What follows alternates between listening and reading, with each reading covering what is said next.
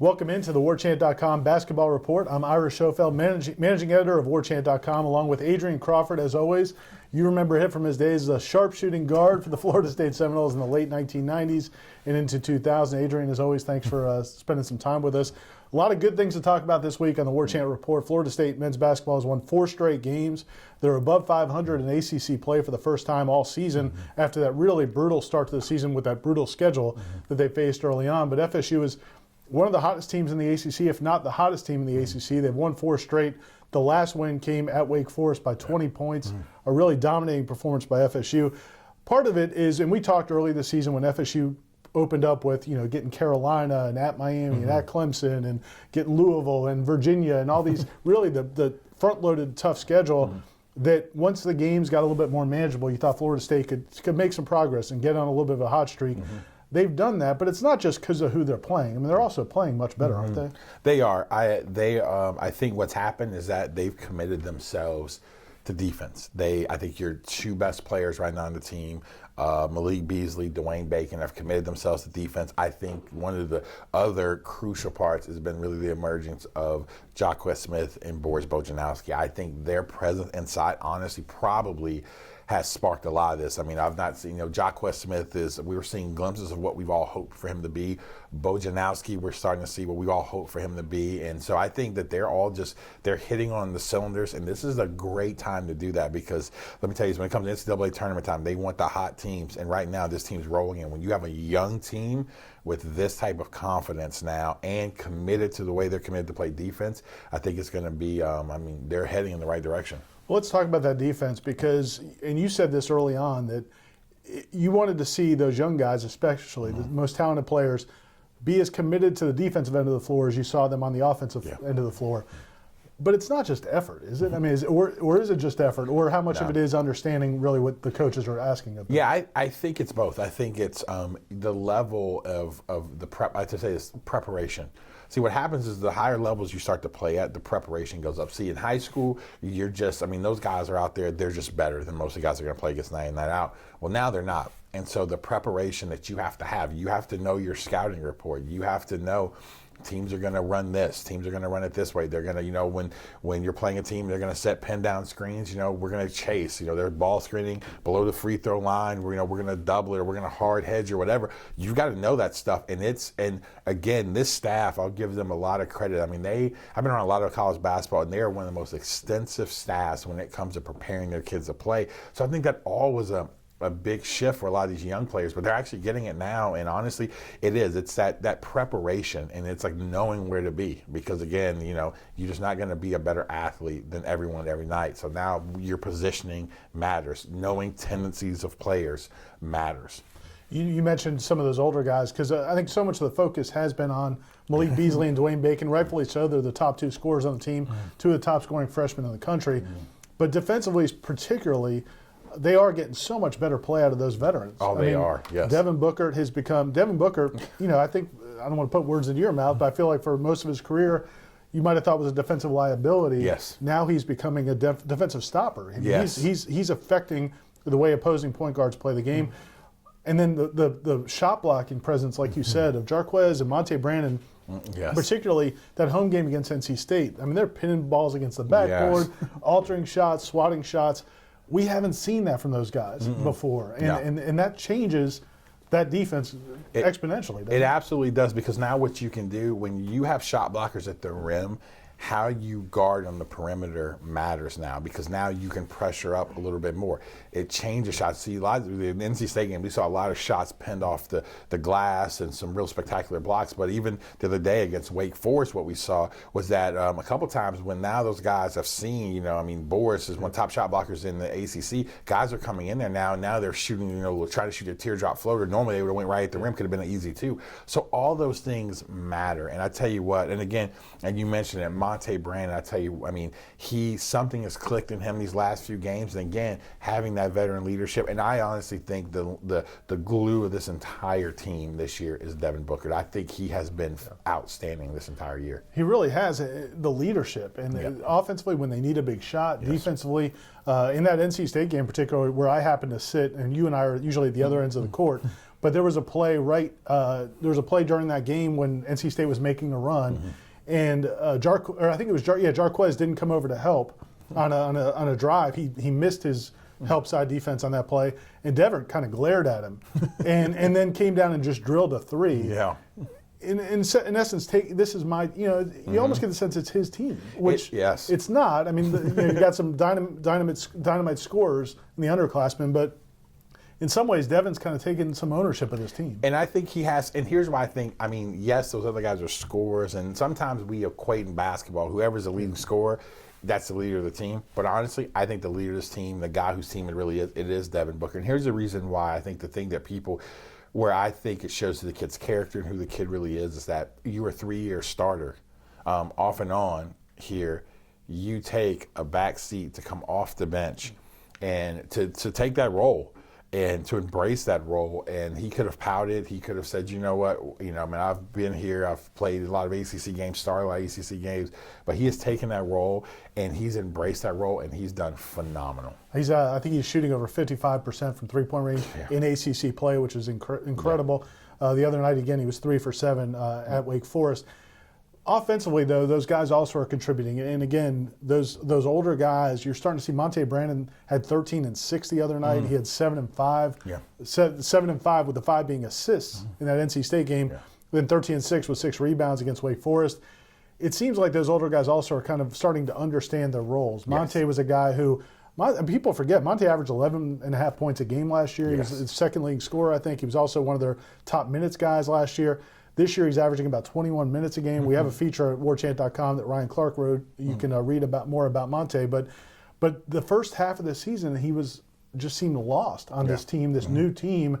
But he's found himself, and if he can contribute the way he has in these last couple of games, I mean, he's a game changer on both ends of the floor. He absolutely is, and I tell you what, one of the things with Monte that I think happens, and I'll never forget, my father was a coach with Bob Huggins, and Bob Huggins always said this: the only way to get players motivated is the pain of running or the pain of the bench. And I tell you what, one of the things you've seen where there became a shift in Monte was the fact of when Terrence Mann started getting a lot more minutes. And I can't remember what game it was, but it was a real shift where Terrence Mann, so he jumped in and he ended up with about 27, 28 minutes. And I tell you what, something about sitting on that bench will make you accept your role a lot faster if you want to get back on there and play. And so that's just, I mean, that's life, and there's nothing against Monte. That's just kind of, I mean, that's how I was. I mean, I didn't like sitting on the bench, so that's something, whatever I had to do to get on the floor. And so I think he's finally started to figure that out. I think they're putting him in the right position, but more than anything else, he's accepted that role, and now he's really flourishing. It's amazing how you start to see things a little bit differently when maybe the coaches have the right answer. We're going to take a break right now and show you some highlights of this 4-game win streak and some of the recent performances by the Florida State men's basketball team. When we come back in the second half, we're going to talk more about Malik Beasley, who's become one of the top players in the ACC, if not the country, at both ends of the floor. And also we'll talk about the remaining schedule for Florida State and what their chances are for really locking up one of those berths in the NCAA tournament.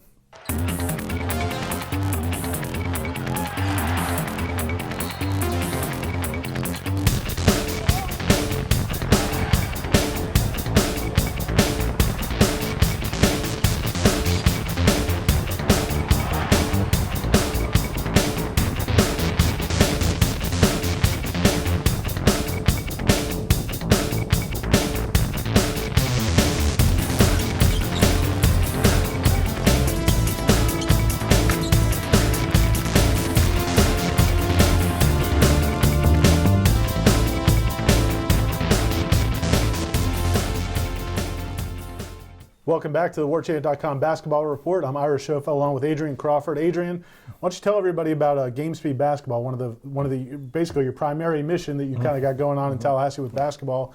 You've been running that Game Speed program for a while. Yeah, Game Speed Basketball, pretty much what it is that we have a mission to put fundamentally sound players back in the game. When I got done playing professionally, came back here to Tallahassee and really wanted to help create a basketball culture. And so over the last 10 plus years, we've really been able to do that. We focus on all aspects of the game, and really it starts from, we have young kids up to, kind of third grades, up to a lot of professional athletes who come and train with us. And we cover every aspect of the game. And so you can find all the information out at GameSpeedBasketball.com. We have groups going, especially in March. We really kick back up with a lot of training going on. So go check out the website, and any way we can help you, let us know. Good stuff. One guy that I don't know how much you can help is Malik Beasley, the Florida State freshman, who I'm sure you can find some ways to help his game, Adrian, but Malik is playing at an extremely high level. Yes. He's a guy that, obviously Dwayne Bacon and Beasley came in together along with Terrence Mann and Benji Bell, is a really highly acclaimed recruiting class. Bacon got most of the hype coming in. But Malik Beasley has been outstanding, especially when you've gotten into ACC play. Usually you kind of see numbers kind of drop off when guys get an ACC season. You might see a guy averaging 12, 13 points a game in the non-conference, then that may drop down to 9 or 10 points. Yeah. Beasley's one of those rare guys where you've actually seen his numbers increase as he's gotten into conference play. He's not only one of the top scorers in the conference, he's also one of the top rebounding guards, if not the top rebounding guard in the conference. Well, you were saying before we came on the air that he's maybe one of the top rebounding guards you've ever seen at Florida State. He's just a really well-rounded player, and he's an intense competitor, which you can't quantify, but I think you see on the court. How impressed have you been by Malik Beasley? You know what? I've been blown away by what he's done. Like, I didn't think he would be able to do it this quick. I thought he would definitely be able to do it. And I kind of said this when I first saw him, that he reminds me of Ray Allen. But the more I watch him play, I feel like it is like the second coming of Ray Allen. He shoots it at an extreme high rate. He is freakishly athletic. And and I think the thing what makes Malik Beasley different, and why I believe he's one of the best players in all of the country, it's his approach to basketball. I went to watch them in shoot around before they played a couple of their last NC State home game, and I watched him. And he's out there an hour before shoot around. He's dripping sweat. Getting about 300-400 shots before a game at game speed. And just his approach. I love body language. I watch his body language when he comes out of the game. He always walks and he shakes everybody's hand when he gets out. Well, if he's mad or frustrated, you can't really tell. And does it? When he gets in the game, he never panics. NC State, he has 5 points at the half, and then he just rolls off. He rolls off another probably about 12, points, and he just does it in different ways. That's why I think he's so good, because he does it in different ways. It's not just a guy who's just a catch and shoot guy. He gets at the rim, but he rebounds the ball. When he's not scoring, he goes and he'll get 4 points, 6 points on putbacks. He gets 4 points at the line. He just helps you win. And I have a son who's 11 years old, and I actually have my son watch him a lot because I believe he's an incredible example of how the game of basketball should be played. He just approaches it with just such professionalism, and for his age, it's unbelievable. One of the neat things in the Wake Forest game, and that was a game they ended up winning by 20, but it was a close game. It was tied with about 12, 13 minutes to go, and that was a game where Malik wasn't getting shots to fall. He had 3 or 4 shots in that game. He finished up, maybe 6 of 11 from the field, but about 3 or 4 of his shots early in that game rattled out. He had a 3 go in and out. He had a couple other shots rim out. And sometimes guys need those shots to fall to make the later shots. But, man, later in the game, they needed a 3, and he just bottom of the net. Yes. How rare is that when it's not falling for you to still have that confidence when the ball comes back to you? I think, it's very rare, but I think it all goes to your preparation. Again, in training a lot of players, one thing that you always notice with players is that their preparation matters. And what you can tell with him, and I've seen it with how he studies film, it's how he gets really engaged in the game, is it's all about how you prepare to come into the game. Most players, especially young players, don't have a game plan when they walk into a game. They just go and they hoop. They just play, use their ability. He actually has a game plan. He's really looking at, where do I get shots from? Who am I guarding? What are their tendency? Here's the thing. He approaches the game. I think he's 19 years old. He approaches the game like a pro. When I watch him, it's like this guy is, he is setting himself up to ultimately, I think his dream is, which he will be, is to be a professional at a high level for a long time. And he just approaches basketball like a pro. And I think if he continues to do that, I think that's why there's no drop off, because mentally he's prepared every single game. That's why most freshmen start to drop, because mentally they start to wear out, but he's just continued to clip up, and it's been an amazing ride to watch it. Well, Florida State now, after 11 games in conference play, they're 6-5, above 500 again, as we said, which is very important. Going into these last 7 games in ACC play, there are some games, when you look at that schedule, there are some games that you say, well, those are going to be tough outs. You got to go to Duke, and I know this isn't a typical Duke team. They're not in the top 25. They've lost some games at home, but it's still always a challenge to win at Duke. They get Notre Dame at home. That's a very tough team. They also have to go play Syracuse 2 times. And Syracuse has kind of been up and down this season with the situation with Coach Boeheim being there, not being there, them being back. They play them twice, and they get them the next game up Thursday night. I wanted to talk to you about that Syracuse game Thursday night at 7 o'clock. We hear so much about that 2-3 zone. A lot of teams play zone. Yeah. What is different about Syracuse's zone, and what does Florida State have to do to handle it, to get good shots? Is it a matter of just having good shooters, or what does Florida State need to do? What should people be looking for in that game? Their zone it's all predicated on what they do such a great job of is at running how they recruit. You know, when you play a zone like that, they play with length. They have a lot of length. The thing that's a little bit different with their zone is how they take their bottom. You know, normal 2-3 zone. You see in high school, guys are usually around the block, maybe in a short corner. What they do, if you watch their 2-3 zone, they extend it all the way. Those wing guys are almost like sometimes touching the 3-point line. So they use their length, and what they do is they try to stop the ball from really getting to the corner. So when that ball comes to the wing and a guard comes out to guard it, that bottom guy, when he passes off the other guard to come, they'll drop step back to take away that corner pass. And the other thing that they do, they don't think in a zone that you can beat them from the middle, because a lot of times typical zone offense, they'll flash a big guy. So whenever a big guy catches in the middle, if you ever watch them, everyone in their zone fans out, and they make the big guy beat them. They make the big guy in the middle beat them. So I think the key, though, you have to make shots. Now, one thing about a zone, you got to make shots. But I think the other thing is Florida State, which I think they've been doing a good job of, they've got to get multiple guys getting to the middle of the floor and attacking the middle and attacking the rim. Because if you stand out there and just chuck threes up, especially playing in a Carrier Dome, I mean, it's like it's just huge where you're trying to shoot. I'm like shooting outside. So there's no backdrop. It's just hard to play. But if you can get to the middle of that zone, attack the rim, get to the glass, I mean, you got a shot to win. You always, as you said, people talking about getting to the foul line, getting that hole in the zone, also the short corner. Yes. Seems like FSU's been playing better against zone defenses this year. Dwayne Bacon's a guy that they get on the short corner, and obviously the fact that Boris can shoot a little bit, and Jarquez, if they, as you said, if they make them make that shot, you feel like they have an opportunity to do that. They do, and I think, credit to Coach Hamilton and his staff of even, I think, a little bit of the zone offense they've been running. I watched when NC State went zone. One of the things that they were doing is that they were getting guys, especially when they go with those four, I mean, pretty much you're playing with four guards.